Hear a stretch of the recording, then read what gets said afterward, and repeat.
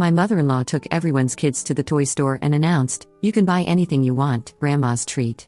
But when my daughter reached for a toy, she grabbed her arm and snarled, "Don't you dare touch anything, you little brat." When my confused daughter asked why, she slapped her hard and screamed, "Shut up. I don't want to hear your pathetic crying." At home, I saw my daughter's red cheek and empty hands while others played with new toys. I asked what happened and mother-in-law sneered, "Your daughter is mannerless, she'll end up a failure like you." Sister-in-law added, "Be happy she didn't get a beating from me too." I stayed silent, took my daughter's hand, and left. Then I made sure to destroy their lives forever. My name is Leah, and what happened to my 6-year-old daughter Clara at that toy store changed everything between my husband's family and me forever. Sometimes the most devastating revenge comes not from anger, but from calculated justice served ice cold. Let me start from the beginning. I married Evan 5 years ago, and from day one, his mother Nadine and his sister Brielle made it crystal clear that I wasn't welcome in their precious family. Evan was their golden boy, a successful software engineer who could do no wrong, and I was just the woman who trapped him with a pregnancy from my previous relationship. Clara wasn't Evan's biological daughter, but he loved her like his own and legally adopted her 2 years after we married. Nadine never missed an opportunity to remind me that Clara was just a stepchild and that I was lucky her son was charitable enough to take us in. Brielle, who was divorced and bitter about her own failed marriage, seemed to take particular pleasure in joining her mother's cruel comments.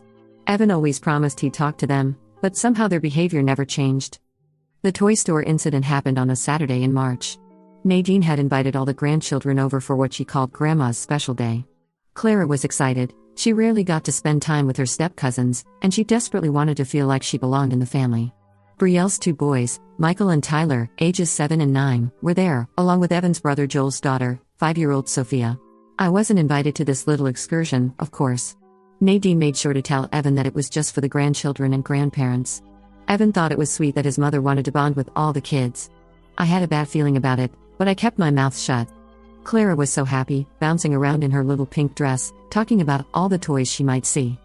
When they returned that afternoon, I immediately knew something was wrong. Michael and Tyler were showing off brand new action figures and building sets. Sophia was clutching a beautiful new doll with long blonde hair. Clara walked in behind them, empty-handed, with red eyes and a bright red handprint on her left cheek. My blood ran cold. "Clara, sweetheart, what happened to your face?"